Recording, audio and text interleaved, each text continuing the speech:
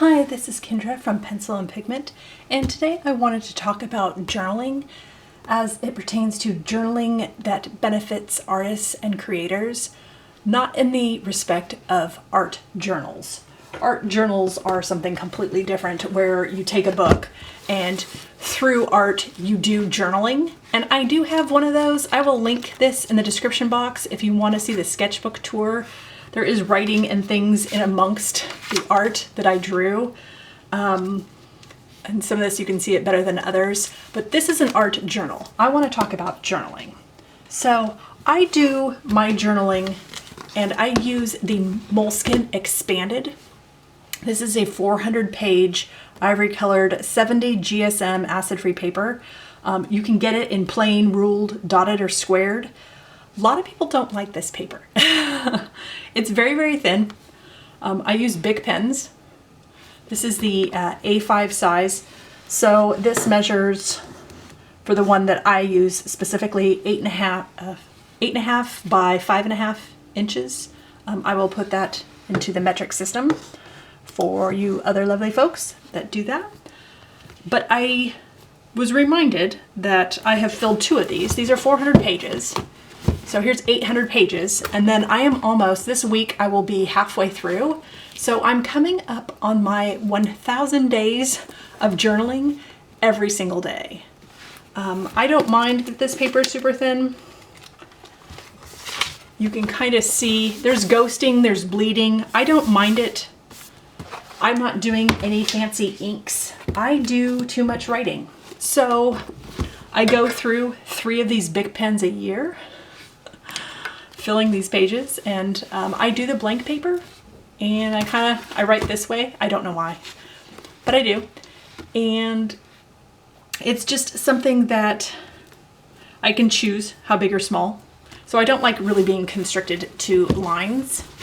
So I'm going to do a bunch of talking. There aren't going to be a lot of visuals in this video, unfortunately. I will show you, if you want to see how other members of my family journal, I can show you the covers of their journals. And we can talk about all the benefits. And I have everyone's permission to show the cover and talk about it.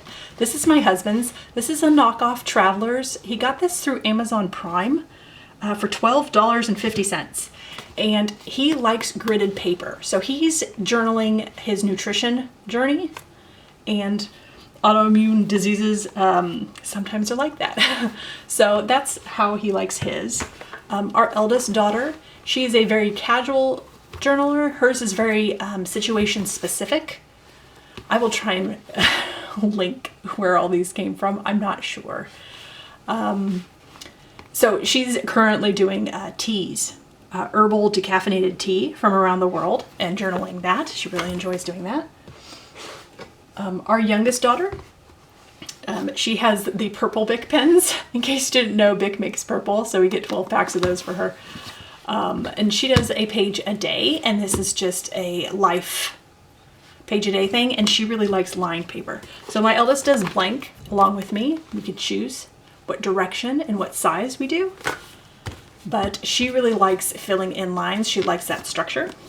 Her twin brother, he likes going all fancy. This is a phoenix, and he journals his hobbies. So he's a very casual journaler as well as our eldest, and he's doing video games and coding. So when he has very specific codes he doesn't want to forget, he puts them in here, and he also likes lines. So, and then I'll show you one other journal. And that's our garden journal, and this is something my husband and I both share. And this is just a composition notebook with stickers. And we have notes in here. I need to make some additional notes for what's actually attracting the deer versus what the nursery said would attract and detract deer eating our plants. And then I have some lists of some other things that we're interested in and things we've purchased and stuff. So yeah, this is a different style of a journal. So between all of these, hobbies, everyday notes, things we're excited about, different journeys of nutrition and health, everybody journals. And I wanted to, because I'm an art channel, I wanted to talk about that in respect to art because there's so many different benefits you can get from journaling. And I really firmly believe, if you just want to have this video on the background, there's not going to be anything to look at. I really firmly believe that your mental health is tied to your physical health and your creative health. So if you want to create more, or just start creating, or get out of your own head, or work on your imposter syndrome, or artist block, or artist burnout, all these different things, writing and journaling through that and processing that on the page, writing out loud how you feel, is a really good way to do that. They make these things, they're called like emotion wheels, and they'll have a section, and this one's called glad, and it goes to wonder, compassionate, empathetic, like just talking about all the different emotions to help you parse and piece through some of that processing. So for the general benefits of this, like emotional regulation, like if you're having trouble with expressing or processing your emotions as it pertains to comparison of other creators, maybe they're on a journey that you wish you could be a part of, or they're getting noticed in ways you feel that you should also be noticed. Social networking is, it's good and bad. Like, you take the good for the exposure, but sometimes it's a double-edged sword with that. So if you're having trouble processing some of that, writing it down and getting out all that anxiety, all that stress, the nervousness, if there's jealousy, if like a lot of these emotions are really, really tough to parse and like come to terms with, but writing it down helps, okay? And if you're really stressed out, if there are other things going on in your life and you find that it's affecting your art, like the stress is just tanking your production, or you just can't meet deadlines, or you just can't put, brush to paper, and that's something you really enjoy because of the amount of stress you're under, start writing it out. Start processing and expressing it on the written page. Vent your frustrations, okay? Cope with the difficult things going on with your life. Write it down. Self-awareness. This is really tough, being like introspective and like looking at yourself. Looking at what motivates you and those patterns of motivation. Like what triggers you to not want to create. Being able to analyze yourself and figure out what's going on that's affecting your artwork can really be helpful to start writing down and putting on the page. And you will start to see through it. I find daily helps, writing every single day, but you pick the schedule that obviously works best for you. And I've habit stacked mine onto the evening. So I habit tracker, journal, hand massage, taking care of my art tools. And that's something that I've put all together in the evening, and it gets it all out so I can then go to bed, get a good night's sleep, wake up, be refreshed, and have the energy to create again. So looking inwards and understanding what motivates you and what tanks your motivation. And it could be stress, and it could be like a difficult experience. It could be like a frustration in your life, It could be a person in your life. Like, it could be so many different things. But starting to see and understand that through the different patterns and how you move through this world can really, really be helpful. Problem solving. So if you want to work on some of your creative problem solving things, start writing through it. Maybe you're having trouble creating a schedule, like time management is an issue, and you don't know what you're doing wrong, and you just need to sort of get it out on the page, that frustration, and sort of figure out, how do I chunk my time so I can create more? Is there a problem with the time of day I create? Is there a problem with the tools I'm using to create? Put that all on the page if it's frustrating you, if it's making you crazy, if it's not, it's here to help solve these problems so you can then make decisions of, okay, I would rather work at this time. This time I have a better window. I think if I pair this together and habit stack it this way, I can then create and have a more successful hobby, a more successful side hustle, a more successful career, depending on what your goals are. Okay, so let's get to goal setting and achievement. What your goals are for your creative journey. And maybe your creative journey is just, I want to create once a week. Write that down, put it in here, make a promise to yourself. Figure out what it would take to be able to create once a week, even if it's only just 5 minutes. It doesn't have to be like a huge long thing. Not everyone has hours to dedicate every single day to creating, and that's totally fine. You're still an artist, and you're still a creator. And if you don't think so, put it on the page and try and figure out why that is, why you don't see yourself that way if you're not creating all the time, okay? That's what the paper is for. That's what this whole journaling thing is for. Also, brainstorming ideas, decision making. When you're trying to figure out, like, okay, I kind of want to draw this and I need to work on that. Can I put these two together and start coming up with really cool ideas and lists and notes for additional drawing challenges, for things you want to create, for gifts for a holiday, for special occasions, like all your goals, all your ideas, all your progress. Record that. Record your progress. Shout yourself out. Be proud of yourself. I drew once a week for 3 weeks in a row. Celebrate that and then reflect on that. I'm so proud of myself. This now motivates me to keep doing that. So make sure that you have some goals and celebrate those wins and achievements. And I'm going to have to find some articles for this, but there are some studies that suggest journaling reduces your cortisol levels, which is a stress hormone, which can benefit your physical health. So, can journaling reduce your stress? I find personally that journaling softens the edges of my stress. Does that make sense?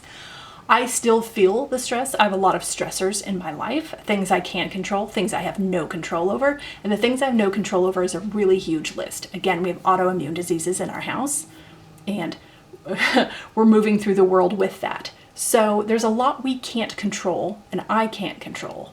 And being able to write down those frustrations and the setbacks and appeals and all the things with that helps soften the edges of the stress. It doesn't take away my stress, but it makes it more manageable and easier to live with and move through and process. And that's personally, that's how I feel doing 1,000 days of this every day in a row. So I wouldn't have made this video sooner, just because I needed a longer span of time to be able to look back and reflect and go, yeah, this has made a difference. And I think anything that is within a small budget, I get these when they fall on sale for $20. So for over a year, I've spent $20 on the paper, and I buy 12 packs of these pens. They're like $3 to $5 for a 12 pack. I go through 3 of these. I'm able to, within $25 a year, help reduce some of my stress, some of my anxiety, some of my frustrations. And I believe that helps my mental health, and I believe my mental health helps my creative health. And I then feel more inspired, more motivated. I don't have to fully 100% focus on the stress. I can let it go for a couple hours a day and just create and draw. Again, journaling can help your emotional well-being that's linked to your overall physical health. So I'm a real big fan of working on the mental health to help your physical health. I just whole body health, all of it. Sleep right, exercise, eat right, hydrate, get your sunshine. Like there's a bunch of things. Try to look at my habit tracker and make sure.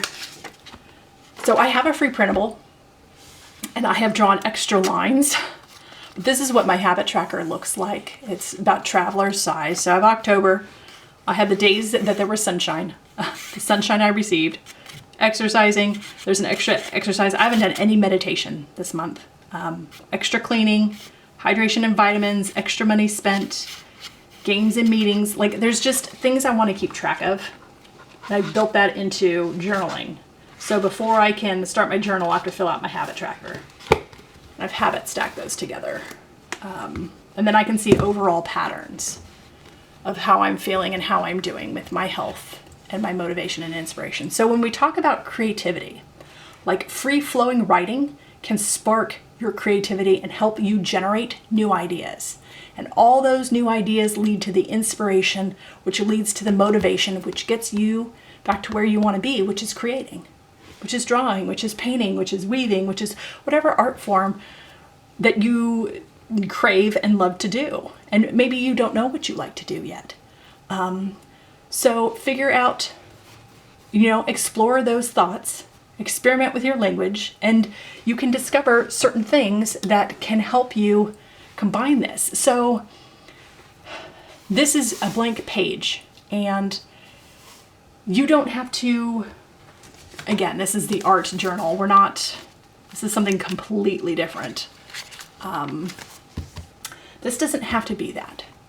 You can write about how you judge others, or you fear others' judgment, or how intimidating a blank page or a brand new sketchbook feels to you. You can talk about reworking a page till you feel like you've ruined it. You can put all that in here and process that. And once you start processing some of these hangups and difficulties, you can start letting them go. You don't have to take them with you everywhere you go. These are in the wrong order. You don't have to take them with you everywhere you go, and you don't have to take it forward and worry about that stress when you start a new sketchbook, when you turn the page, when you go to keep creating. Perfectionism is something that's huge, especially with comparison and looking at social media and some of these things that we use for inspiration. So to overcome perfectionism, you need to let go of that idea. Write it out. Process through that. Talk about why you feel imposter syndrome. Like, if you saw yourself outside of yourself and it was a complete stranger, would you think they were an imposter? And would you say that to them? And if both of those are no's, don't say it to yourself anymore. It's not true. It's not.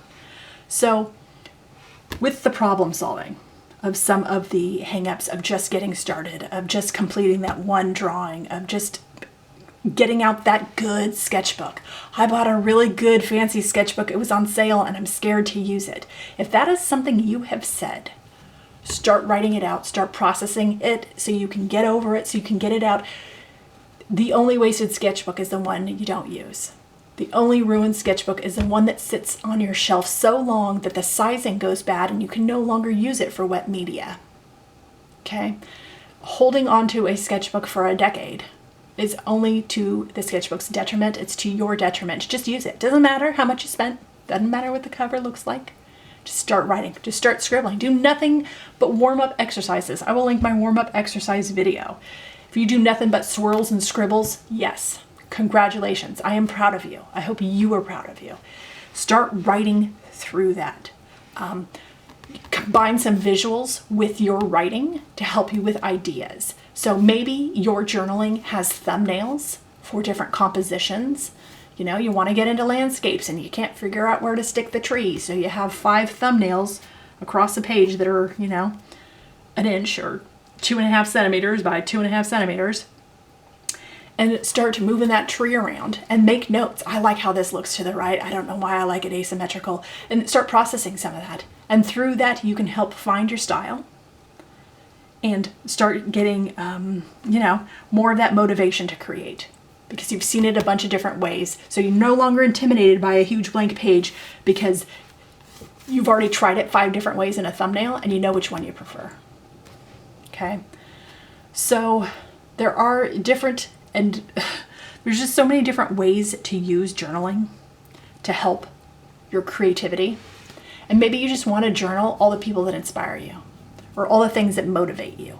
Maybe you want to have a journal of nothing but, if I'm suffering from artist block, here are my solutions. And you start a journal of creative solutions for yourself, of things to do when you're feeling stressed and don't feel like creating, but you want to and you need to. I find creating to be a huge stress relief. That is part of my self-care. It is part of my stress relief. Like, I love creating. It's my absolute favorite thing. It's why I do it every day. My daily uploads are on my Instagram, in case you're just curious, like, does she really post every day? I really do, in the evenings.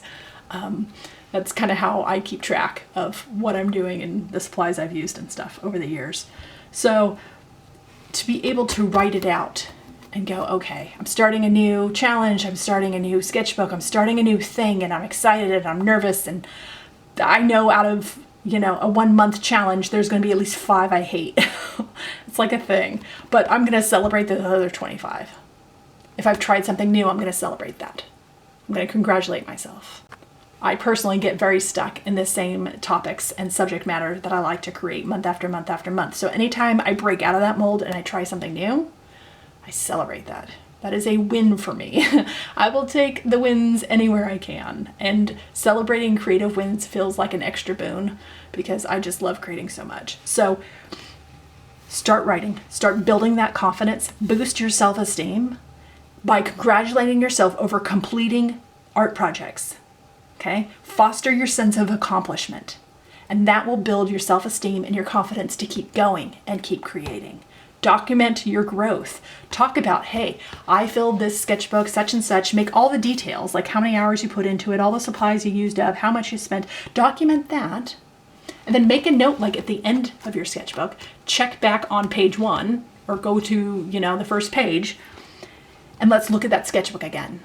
And let's congratulate ourselves again on completing that and doing that. Connect with yourself. Check in with yourself. How are you doing?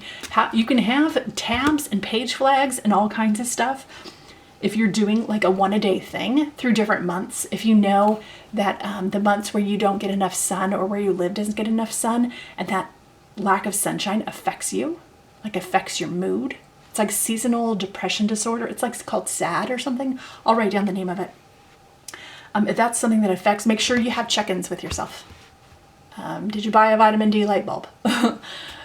Like, how are we doing? How are we creating? Is it turning up in our art? Are we not producing as much as we want to? Like, we want to have these fun things that give back to ourselves, and creating and drawing and painting are all the ways we do that. And connecting with yourself and documenting your growth and boosting your confidence and reducing your stress through writing is a great way to do that. So, combine your visuals with your writing, develop your skill, talk about what works, what didn't work, what you want to try again, what you don't want to try again. Like, everybody loves XYZ. I hate it. I hate it. I can't figure out why I hate it. I just hate it. And make that note. And guess what? In a couple of years from now, if that becomes a fad again and everybody's buying it, you can go back through your notes and be like, yeah, still hate it. Hated it then, not going to spend my hard-earned money on that again. And that can also help you with a low-buy art supply journey. All this can help. I can't believe everybody's buying all the thing. I want to buy the thing too. I feel like I'm missing out. Write it down. Write it down. You won't have to buy the thing. Draw the thing you want to own. Make a bunch of notes about it. Wait a couple years and you'll start seeing reviews of whether people actually like it or whether it worked for them. For example, I noticed that the gouache, it was like a jelly gouache, Hibini. I don't know. I'll throw up names. It was a real popular thing that people bought. It had all these little, like, they looked like yogurt tubs of all the different paints, and it looked really cool and it looked super fun. And I was like, oh, that looks really, really fun. I didn't buy it. Again, working on my low buy art supply journey for the rest of my life. I didn't buy it. I appreciated those that did. I loved watching people create with it and create really fun things with it. And it looked very joyous and bright and colorful. And then years later, when full reviews, I've had this for a year now. It's dried up. I've tried to add water. It doesn't activate. Mine turned moldy, humidity, this and this and this. And you start seeing more realistic reviews the longer people have had a product. And once I started seeing the reviews coming up after people owning it for a year, I realized that's not the product for me. It's just not. Again, still looks fun, still looks cute, but it's not for me. And I'm so glad I never bought it. So there can be that kind of thing, but writing it out and processing that so you can move on to something else and appreciate what you do have is worth its weight in gold. So make sure if you're journaling and you're doing all this stuff, celebrate your wins, compliment yourself. Compliment yourself. Treat yourself like you treat your best friend. You should be your best friend. Absolutely. So I hope this video gave you some ideas. I hope this video inspired you. You don't have to own a Moleskine. In July, they have back to school sales and you can get composition notebooks on the cheap. Anything can be a journal. Any notepad, any book, whatever you have. Just grab what you already own because what you have is that's it. That's perfect for you. What's best is what's preference. If you hate the Moleskine or you hate the fancy pants things or you don't do leather products, you may not be a fan of leather and how leather isn't good for the environment. I hear you. I understand. This may feel super extra and it's fabric and it's absolutely wild texturally. Like that may be too much. That's absolutely fine. If all that is like intimidating or doesn't sound like fun or it's just too big, you could have a little tiny pocket-sized notebook. It could be blank, it could be lined, dot grid, graph, whatever you prefer. And just start writing it out. Start processing through it. Start figuring out your motivations, your inspirations. Journaling is such a great way to give back to yourself. And anything that gives back to yourself helps you creatively. Okay, I hope you enjoyed this video. I hope you have an absolutely wonderful week. And I'm going to celebrate my 1,000 days of journaling on Tuesday or Wednesday. And I will talk to you later. Bye.